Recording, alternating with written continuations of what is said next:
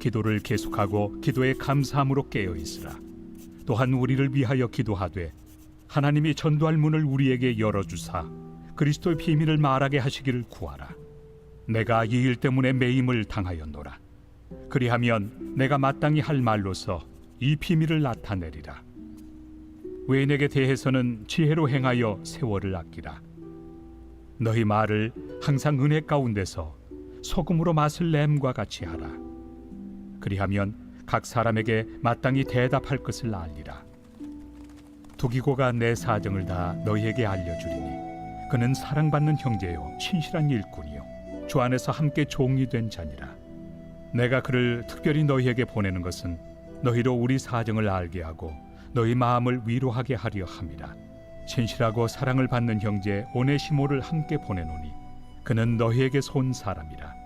그들이 여기 일을 다 너희에게 알려주리라. 사랑하는 크리스찬 여러분, 좋은 아침입니다. 7월 10일 매일 말씀 나누도록 하겠습니다. 오늘 본문은 4장 2절부터 9절까지입니다. 골로새서의 마지막 장인 4장에서 이제 바울은 기도와 바른 말을 하라는 권면을 한 후에 인사말과 축복의 말을 하며 이제 편지를 마무리합니다. 오늘 본문은 4장의 전반부로서 기도와 바른 말을 하라는 권면의 말씀을 하고 있습니다. 그리고 이제 두기고와 오네시모에 대한 소개가 잠깐 등장하게 됩니다. 함께 말씀을 보면서 나누도록 하겠습니다. 2절입니다. 기도를 계속하고 기도에 감사함으로 깨어있으라. 바울은 먼저 기도를 계속하라고 권면합니다. 기도, 크리스천에게는 너무나도 당연한 것이죠.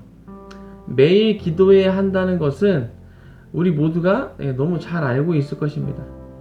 하지만 그것을 실천하는 것은 이제 또 다른 차원의 문제인 것 같습니다.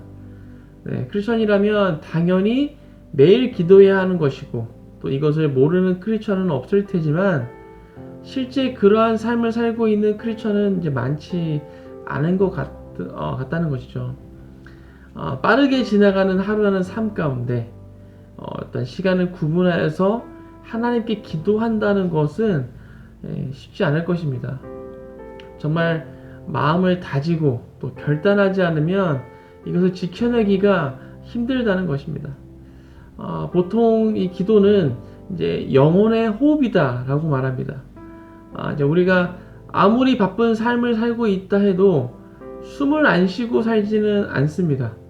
아무리 바쁘고 정신없고 힘들어도 숨은 쉬면서 살아간다는 것이죠. 왜냐하면 숨을 안 쉬면 죽기 때문입니다. 기도도 마찬가지입니다. 기도하지 않으면 우리의 영혼은 죽은 것과 다름이 없는 것이죠. 그렇기 때문에 우리의 육이 숨을 쉬는 것처럼 우리의 영은 깨어서 계속 기도해야 합니다. 시간을 구분하여서 기도하기가 힘들다면 일상을 살아가면서 우리 영으로는 계속 기도해야 된다는 것입니다. 계속 기도하라는 말과 함께 기도에 감사함으로 깨어있으라 라고 권면합니다.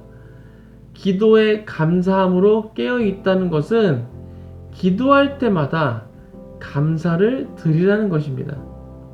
항상 깨어서 기도한다고 해서 이거 해주세요, 저거 해주세요 이렇게만 기도하는 것이 아니라 감사의 기도를 드리라는 것입니다. 성경이 많은 부분에서 이 기도와 감사를 동시에 언급하고 있습니다. 우리가 잘 알고 있는 말씀인 데살로니가전서 5장 16절부터 18절 말씀, 항상 기뻐하라, 쉬지 말고 기도하라, 범사에 감사하라. 또 있습니다. 빌립보서 4장 6절 말씀, 아무것도 염려하지 말고 다만 모든 일에 기도와 간구로 너희 구할 것을 감사함으로 하나님께 아뢰라. 이것 말고도 정말 많은 구절에서 이 기도와 감사를 동시에 말씀하고 있습니다. 깨어서 계속 기도하되 감사함으로 기도하라는 것입니다. 이것이야말로 우리가 영적 전쟁에서 승리할 수 있는 강력한 무기가 되는 것입니다. 우리 모두가 이 강력한 무기를 잘 다루는 전문가가 되시길 축복합니다. 네, 어떠한 문제가 발생했을 때 가장 먼저 떠오르는 것이 나에게 도움을 줄 수 있는 그 어떠한 사람이 아니라 그 문제를 통해 나에게 가장 좋은 것을 주실 하나님께 감사함으로 기도하시는 모든 큰 숲가족 되시길 축복합니다. 계속해서 3절, 4절 보도록 하겠습니다. 또한 우리를 위하여 기도하되 하나님이 전도할 문을 우리에게 열어주사 그리스도의 비밀을 말하게 하시기를 구하라.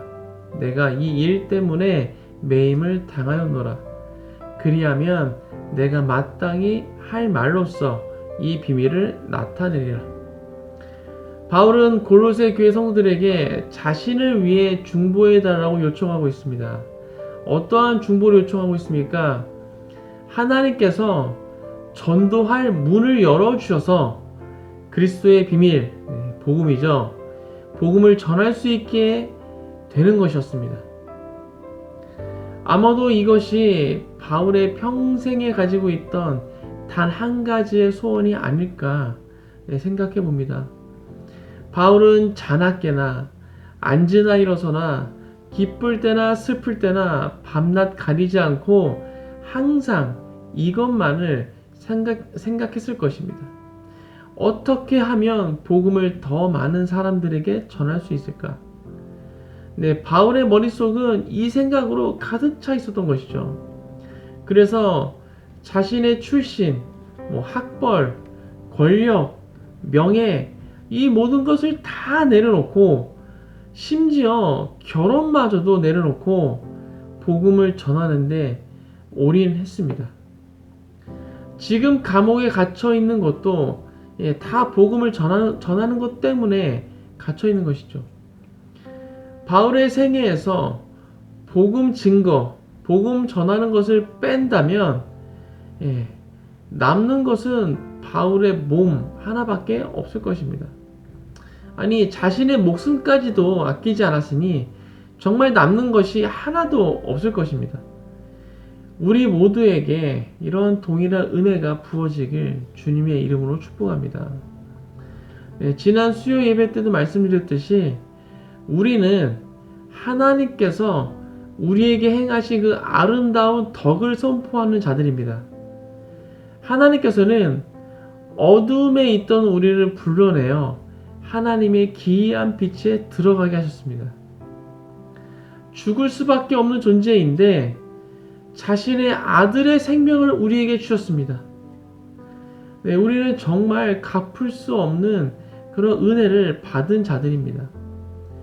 이것에 동의가 되신다면 그 은혜에 합당한 반응을 할 수밖에 없을 것입니다.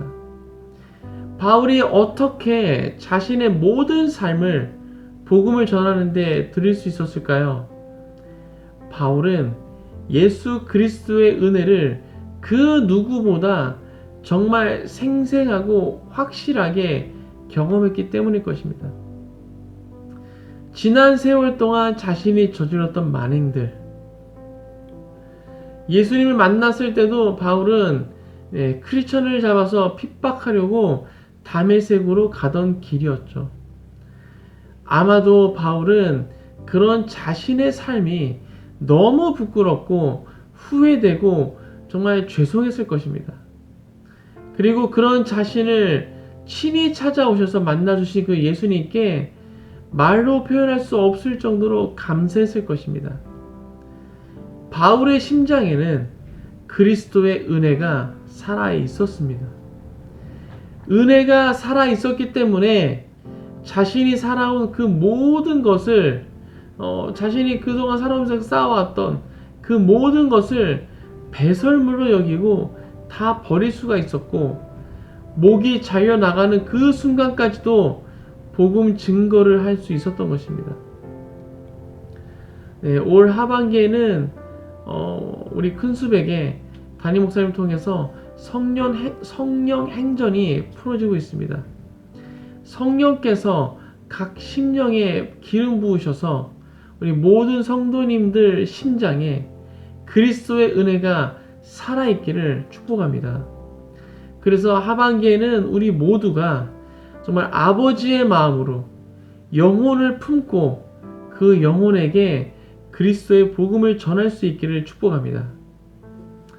네, 5절 말씀에서 바울은 외인에 대해서는 지혜로 행하여 세월을 아끼라 라고 말씀하고 있습니다. 외인은 예수님을 믿지 않는 자들을 말합니다. 믿지 않는 영혼에 대해서는 지혜로 행하여 세월을 아끼라는 것입니다. 여기서 세월을 아끼라는 말이 무슨 의미일까요? 믿지 않는 자들에게 예수님을 얘기해봤자 귀등으로도 안 들을 테니 시간 낭비하지 말라는 말일까요? 물론 절대 아니겠죠. 믿지 않는 영혼에 대해 지혜로 행하여 세월을 아끼라는 것은 믿지 않는 영혼이 복음을 듣는다는 것은 흔히 있는 일이 아니니까 기회가 주어졌을 때 그 기회를 잘 활용하라는 것입니다. 오늘 말씀이 쓰여졌을 때도 그렇겠지만 지금도 마찬가지일 것입니다. 이 바쁜 세상에 누가 관심도 없는 복음에 대해 듣고 있으려 하겠습니까? 네, 아무도 없을 것입니다. 그럼에도 불구하고 누군가에게 복음을 전할 수 있는 기회가 주어졌다는 것은 하나님께서 그 영혼을 나에게 붙여주셨다는 것입니다. 하나님께서 역사하지 않고는 그 사람이 복음을 듣고 서 있을 수가 없는 것이죠. 어쩌면 그 영혼에게는 복음을 들을 수 있는 기회가 지금이 처음이자 마지막이 될 수도 있는 것입니다. 그렇기 때문에 그 기회를 잘 활용해야 하는 것입니다. 세월을 아껴야 하는 것입니다. 그렇다면 우리는 어떻게 해야 할까요? 6절입니다. 너희 말을 항상 은혜 가운데서 소금으로 맛을 냄과 같이 하라. 그리하면 각 사람에게 마땅히 대답할 것을 알리라. 말을 할 때 항상 은혜 가운데서 소금으로 맛을 냄과 같이 해야 합니다.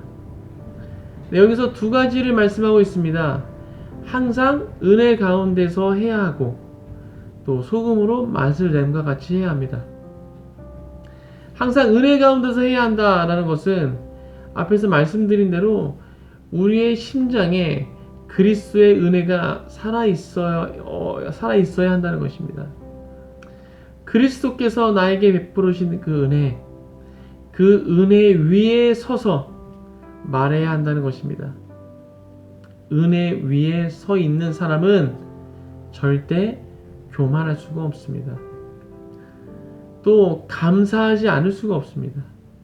그리고 자랑할 것이라고는 복음밖에 없습니다. 이러한 모습으로 해야 한다는 것입니다. 그리고 소금으로 맛을 냄과 같이 해야 한다는 것은 무엇일까요? 일단 내 안에 충분한 소금이 있어야 합니다. 그래야 그 소금을 뿌려서 맛을 낼 수가 있는 것이죠. 즉, 내 안에 복음으로 가득 차 있어야 하는 것입니다. 그리고 필요한 만큼 그것을 사용해야 합니다. 복음은 좋은 것이라며 있는 대로 다 부어버리면 짜서 못 먹습니다. 적절한 타이밍에 필요한 만큼의 소금을 넣어야 제 맛을 낼 수 있는 것입니다. 그러기 위해서는 계속해서 성령님의 인도하심에 우리가 귀를 기울이고 있어야 할 것입니다. 그러면 각 사람에게 마땅히 대답할 것을 알게 하신다고 오늘 말씀해 주고 있습니다. 오늘 하루도 계속 기도하시되 감사함으로 기도하시길 축복합니다. 그리고 우리 모두의 심장에 그리스도의 은혜가 살아있어서 그 은혜의 자리에서 소금으로 맛을 내듯이 복음을 전하시는 모든 큰 수가 되시길 주님의 이름으로 축복합니다. 함께 기도하겠습니다. 하나님, 오늘 이제 골로새서 이 마지막 장인 4장 말씀을 하게 나눴습니다. 하나님, 바울은 계속해서 고로새 교회에게 권면했습니다. 기도하라, 계속 기도하라, 그리고 감사함으로 기도하라 라고 이야기했습니다. 그리고 그 바울의 그 심장에는 정말 그리스도의 은혜가 살아있는 것 같습니다. 그 은혜가 살아있기 때문에, 그 은혜 위에 서서 살아가고 있기 때문에 바울은 정말 목숨을 다하는 그날까지 어떻게 하면 한 영혼에게라도 더 복음을 전할 수 있을지를 고민했고, 또 그것을 고로새 교인들에게 중보 요청했습니다. 다른 것을 요청한 것이 아니라, 내가 빨리 풀려나는 것을 요청하는 것이 아니라 더 많은 사람들에게 복음을 전할 수 있기를, 비록 감옥에 갇혀 있다 하더라도 더 많은 사람들에게 복음을 전할 수 있게 하는 것, 이것을 중보 요청하였습니다. 하나님, 우리 가운데 이러한 은혜가 있기 원합니다. 계속 기도하되 감사함으로 기도하게 하여 주옵소서. 또한 우리가 평생 가운데 우리 마음 가운데 소원하는 것이 더 많은 영혼에게 그리스도의 복음을 전하는 것이 우리의 소원이 될 수 있도록, 우리의 중보기도 요청이 될 수 있도록 축복하여 주옵소서. 오늘 하루도 그렇게 살아가기 원합니다. 오늘 하루도 계속해서 기도하며 감사함으로 나가게 하여 주옵시고, 또한 내가 만나는 그 영혼들에게 복음을 전할 수 있는 정말 소금이 그 맛을 내는 것처럼 우리가 그렇게 복음을 전할 수 있도록 우리 가운데 함께하여 주옵소서. 감사합니다. 이 모든 말씀 예수 그리스도의 이름으로 기도했습니다. 아멘.